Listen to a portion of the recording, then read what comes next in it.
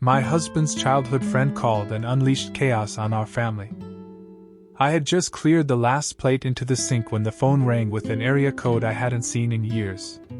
My name's Sarah Morgan, 35, detail-obsessed mom of 2, master of spaghetti Thursdays and bedtime stories. The kitchen was painted a soft sage, the overhead light casting a warm halo over cooled dinner plates.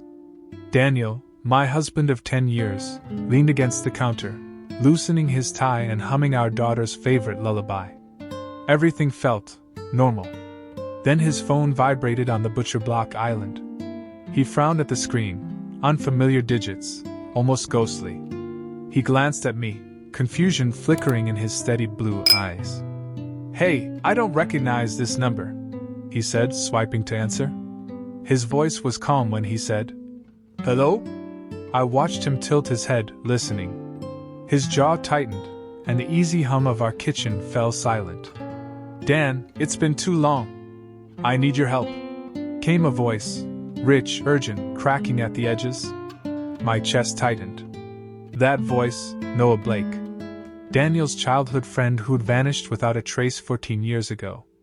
Everything inside me bristled. Daniel's face softened, almost melted, at Noah's words. His grip on the phone grew tender.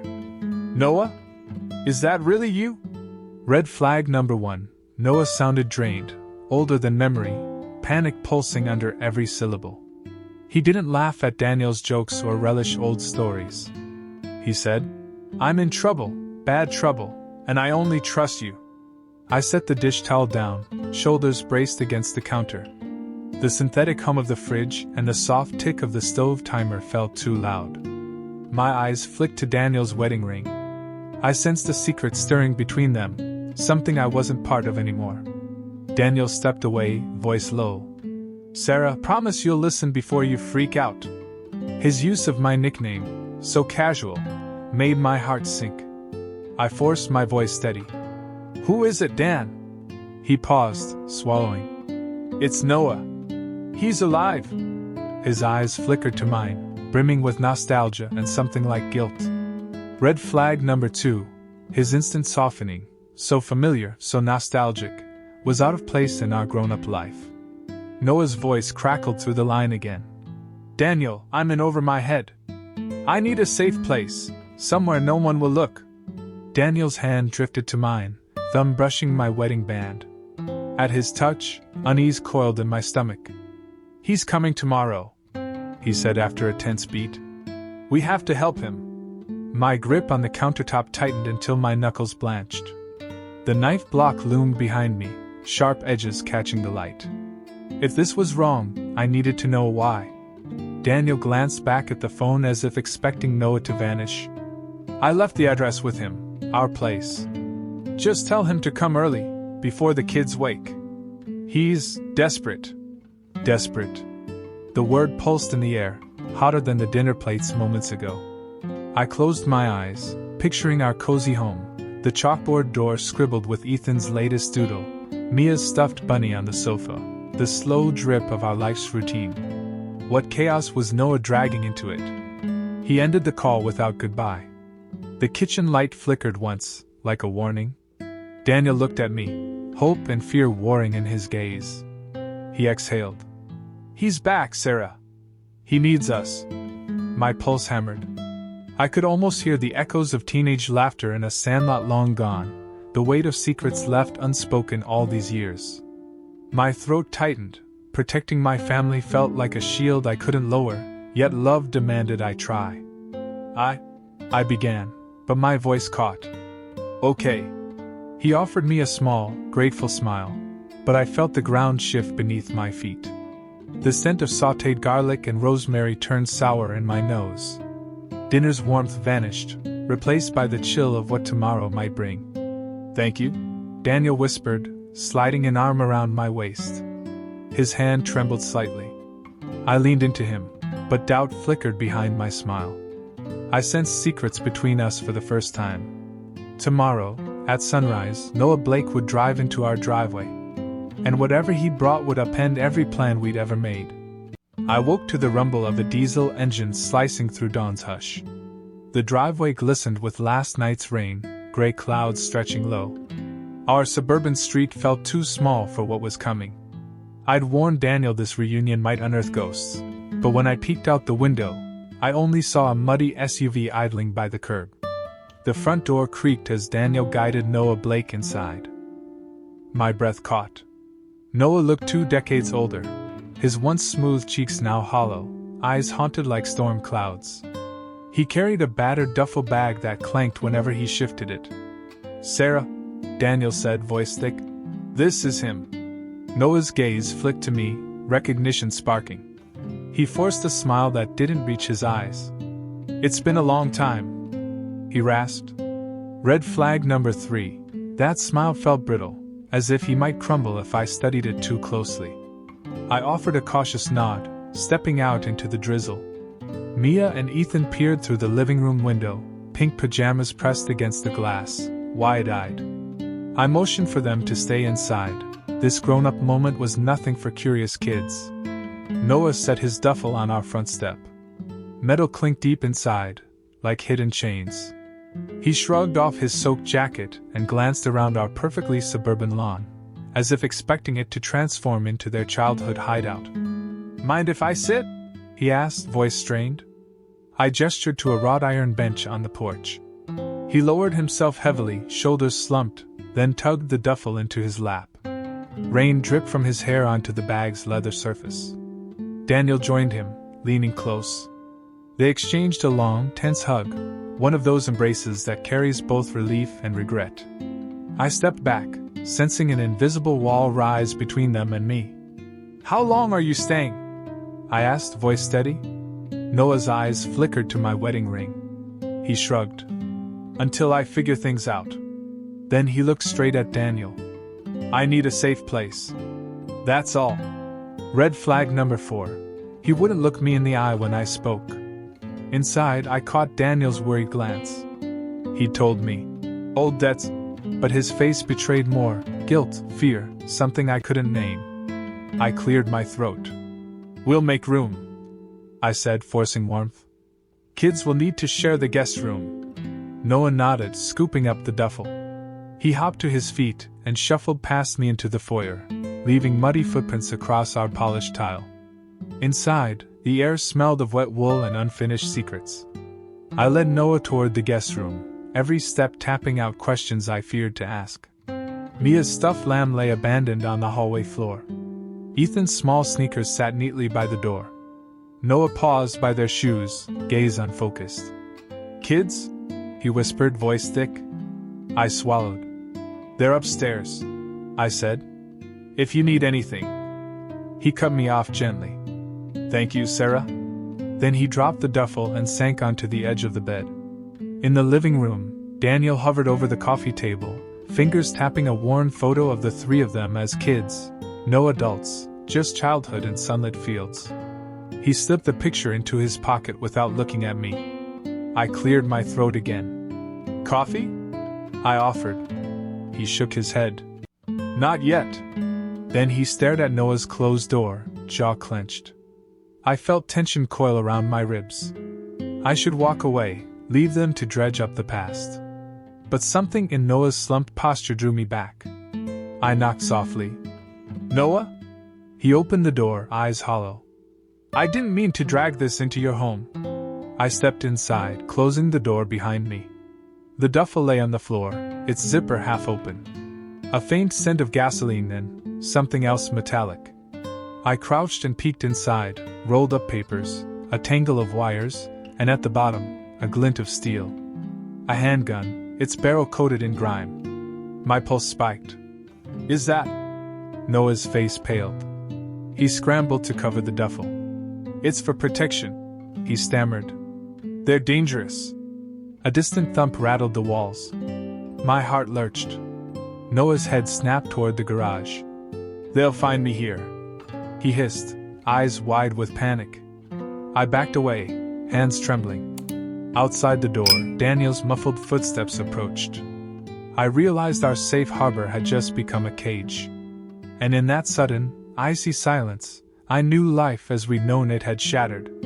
I crept into the garage where shadows pooled beneath the single hanging bulb, its yellow glow flickering with each breeze from the cracked window. The late evening air was damp, smelling of oil and cold concrete. I'd grabbed my phone but left the flashlight off. Any light could give away my position. Down here, just me, Noah, and whatever ghosts he'd dragged back with him. Noah's silhouette hunched over the workbench. His duffel lay open at his feet, spilling out rolled-up maps and a thick manila envelope stamped confidential. A pistol rested next to the papers, its metal gleaming coldly in the dim light. Red flag number 5. He actually brought a gun into our home. I edged closer, heart hammering. Raindrops tapped the skylight overhead like impatient fingers. Distant thunder murmured, as if warning me to turn back. Noah didn't hear me until I cleared my throat. He jerked upright, panic sharpening his haunted eyes. "Sarah," he whispered, voice ragged. "You shouldn't be here." I crossed my arms, leaning against a stack of old paint cans. "I need answers." "Why Aunt Millie's?" I nodded at the map pinned with red ink. He swallowed. "Aunt Millie's diner was the hub," he said softly. "The syndicate used it to launder money, cash and coffee receipts, lasagna orders." He tapped the manila envelope. "These are the ledgers. Names, dates, sums, proof enough to bring them down." My pulse spiked. "Proof is good," I said. "But what does it have to do with us?" He rubbed his temples. "I never meant to endanger you. I just..." His voice cracked. He dropped the envelope. Papers fanned across the concrete floor. I knelt to pick one up, faded ledger entries, Aunt Millie's signature, code names I couldn't decipher. Red flag number 6. This wasn't a simple "help me hide." It was war. A low growl of an engine cut through the garage door's thin metal. I froze. Noah whirled, yanked a tarp from the bench, and clutched it like a shield. I crouched beside him. "What's that?" He peered toward the closed door. "Lucas Hayes." He spat the name like venom. "My former partner. He tracks people for them." His jaw clenched. "If he sees this gun, he'll know something's up." A tightening in my chest. "Lucas, as in the friend who called you out of nowhere?" Noah nodded, voice barely a whisper. "He was supposed to be dead." "He's not." My stomach roiled. "So they're already here." His lips trembled. He shoved the maps and pistol back into the duffel. "Take these," he hissed, shoving the envelope into my hands. "Hide them somewhere safe. You can't let them find this." I glanced at the envelope, thick, heavy with secrets. "I can't just stash evidence in my home." He grabbed my shoulders, urgency blazing in his eyes. "You have no choice." A knock slammed against the garage door, rattling the entire room. My breath caught in my throat. "Sarah!" Daniel's voice called from behind me. "Are you okay down there?" I whipped around. He stood in the threshold, brow furrowed. I heard voices. Noah backed away, slipping into the darkest corner. "Tell him I'm not here," he mouthed. Daniel stepped inside, rain droplets spattering his shirt. Concern warred with confusion on his face. "Noah's upstairs," he said, crossing his arms. "What are you doing down here alone?" My heart hammered. If Daniel saw the envelope. I shook my head. "I just got thirsty." I pointed at the wall. "There's a leak in the water line. I came to check." He frowned, glancing at the duffel and the faint gun outline beneath. "Looks like more than a leak." Red flag number 7. Daniel was already suspicious, and he wasn't one to let things slide. I forced a smile. "Old car parts, that's all." Daniel's gaze sharpened. "Let me know if you need a plumber." He reached for the light switch, then hesitated, as if sensing the tension, and clicked it off. Darkness swallowed us again. In the black, I felt the envelope's weight burn through my jacket. I swallowed. "Okay," I whispered. He turned to go. "Good night, Sarah." His heavy footsteps receded up the stairs. The second his steps died away, I flicked the light back on. Daniel was gone, Noah reappearing like a ghost from the shadows. "He saw you," he said, voice hollow. "If he finds these..." No, I cut in, heart racing. He trusts me. I pressed the envelope against my chest. We'll figure this out together. Noah shook his head. They won't stop. Lucas will come back. You need to run. Now. I opened my mouth to argue. My family was still upstairs. But before I could speak, a screech of tires screamed outside, slamming against the wet pavement. Noah's eyes went wide with panic. They're here. Go hide.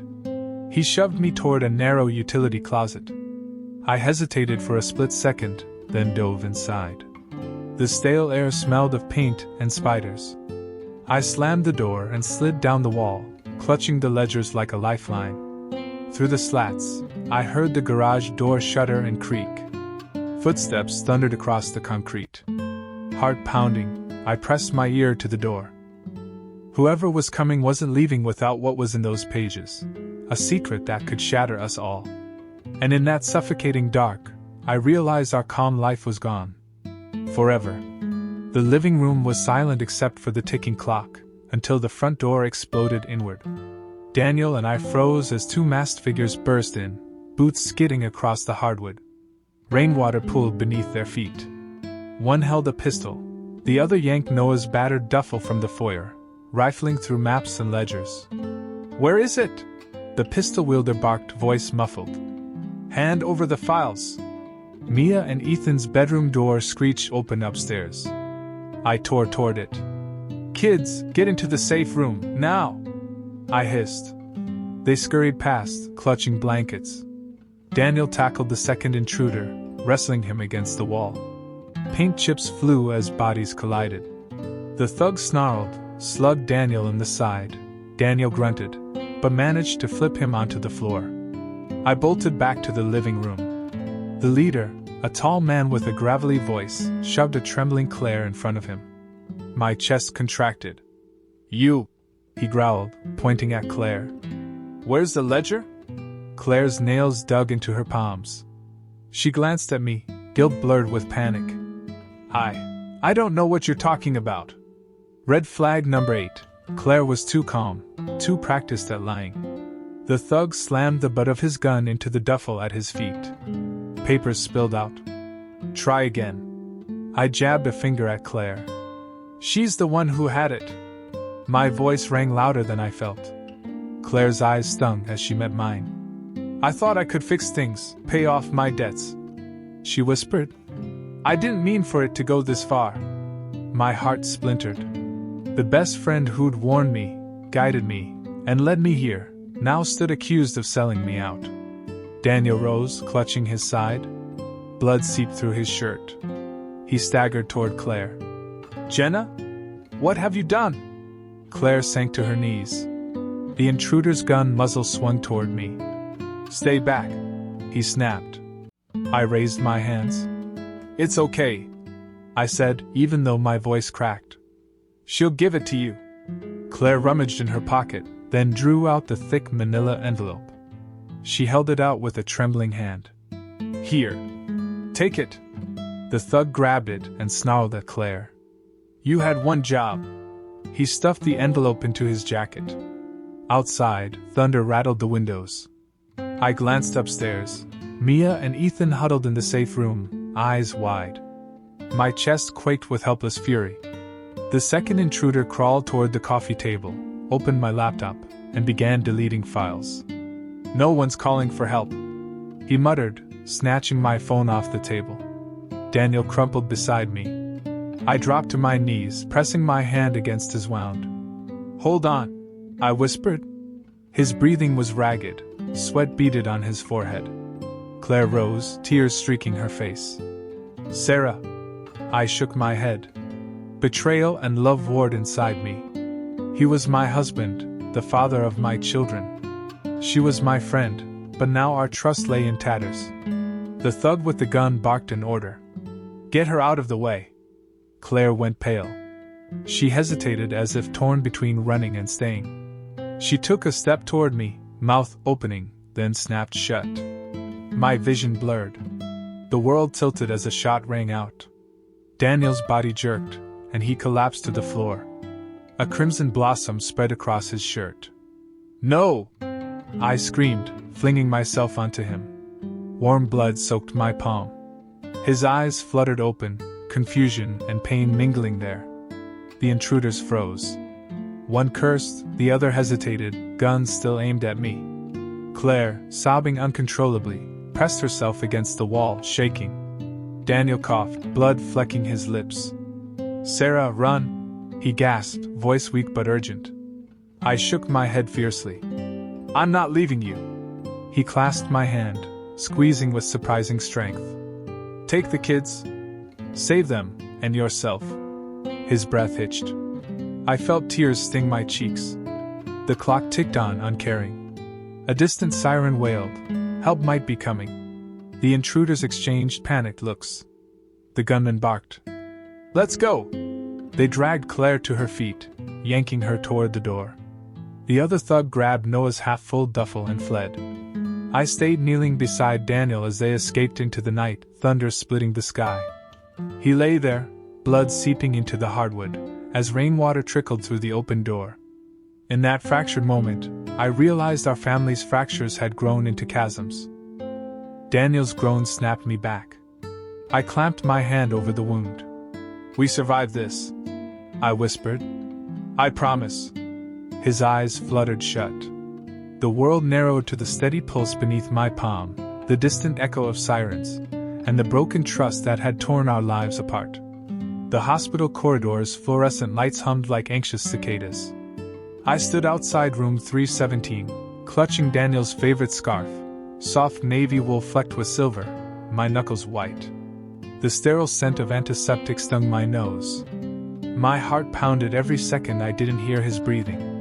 I'd replayed the attack 1,000 times, the masks, the gunshot, Daniel's collapse.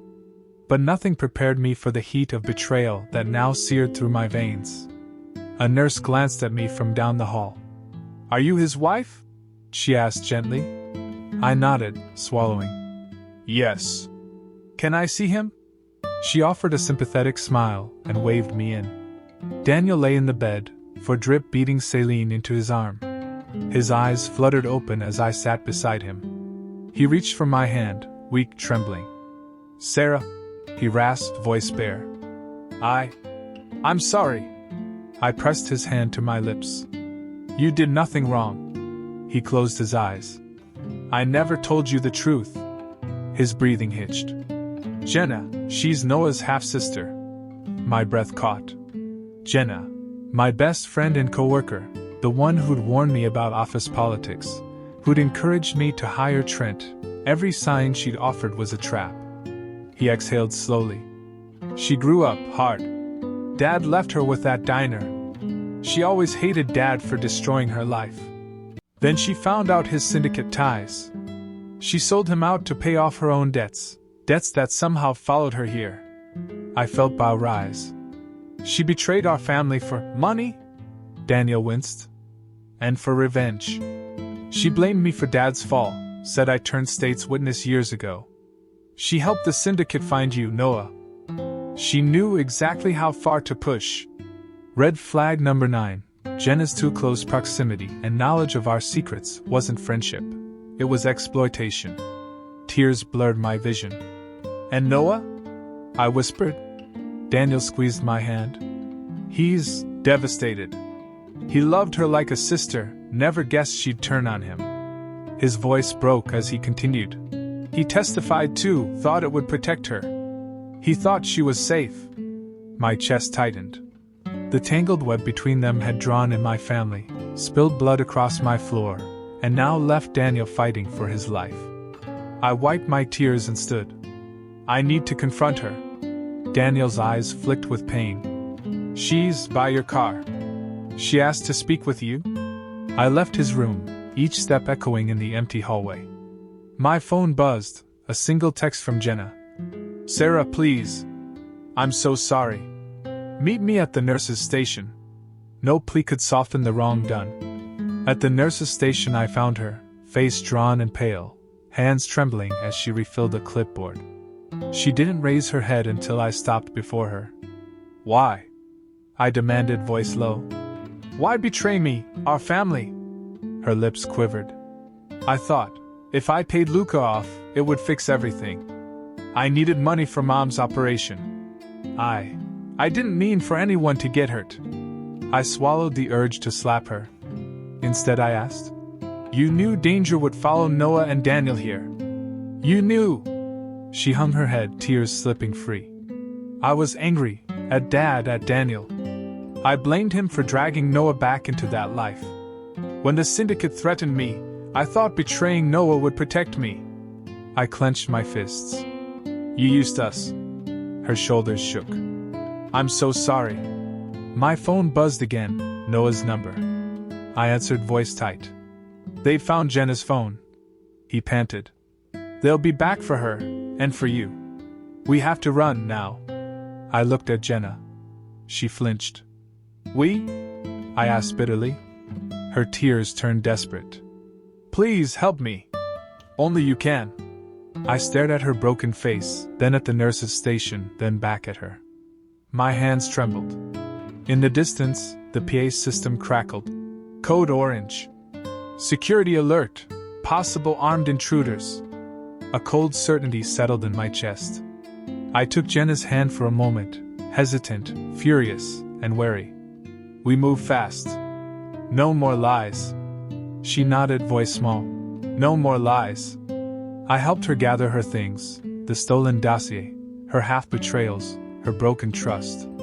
As we exited the hospital into the June damp night, I realized that our family would never be the same. But running together, for now, was our only shot at redemption.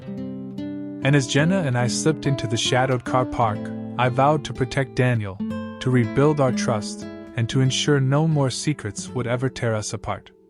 Pre-dawn mist curled across the gravel lane leading to the safe house, a weathered farmhouse repurposed by witness protection as our temporary refuge. My hands still trembled from the night's betrayals, but the cool air felt like a promise, a chance to rebuild. I crouched by the van's rear doors, arranging duffels filled with essentials, clothes for Mia and Ethan, Daniel's favorite books, Jenna's meager belongings. Through the mist, the distant church bell tolled 6, each chime echoing our fractured past and the hope of what lay ahead. "Sarah?" Noah's voice was soft. He stood beside me, rain-dark hair plastered to his forehead, eyes hollow yet resolute. "I'll draw them away," he whispered. "You need to go now." Daniel leaned heavily against a rusted tractor axle. His shirt was still stiff with dried bandages, and each breath cost him. But his eyes met mine steady. "He's right," he said. "I won't slow you all down." My heart clenched. I knelt beside him, bracing his good arm around my shoulders. "You're coming too," I insisted. "We're a family, no more splitting up." He shook his head, voice gravelly. "I testified once. They know where I am. If I come, they'll find us all." He looked at Jenna, who stood nearby, guilt etched in her posture. "I need time to recover, and to deal with what I started." Tears stung my eyes, but I nodded. "We'll come back for you. I promise." I pressed a kiss to his forehead. "Be safe." He managed a weak smile. "See you soon." I stood and gathered the kids, still groggy in their pajamas. Ethan clutched my hand. Mia tucked her head into my side. Jenna hovered, uncertain, as I handed her a small backpack with her few kept items. "Thank you," she whispered. Her voice cracked. "For not leaving me behind." I placed a gentle hand on her shoulder. "You betrayed us, but you're still family." My tone was firm, compassion woven with caution. "Prove you're worthy. Help Daniel when he's ready." She nodded, tears spilling free. "I will." We piled into the van. I slid into the driver's seat, Jenna took the passenger side, and Mia and Ethan clambered into booster seats. Noah climbed into the back, offering one last glance at the farmhouse where shadows still churned with danger. I closed the door and felt the weight of this new beginning settle in my chest. The engine's growl felt like the steady beat of a war drum, urging us forward. "Ready?" I asked, gripping the wheel. Noah nodded. "Go." The van rolled onto the gravel, tires crunching. As we turned onto the lane, I caught a final glimpse of Noah standing beneath the battered porch light, his silhouette framed by dawn's first glow. He raised a hand. I held my own to the window in response. Then he disappeared into the mist. The road stretched before us, winding through fields where fireflies still danced. In the amber light of sunrise, I felt the tension.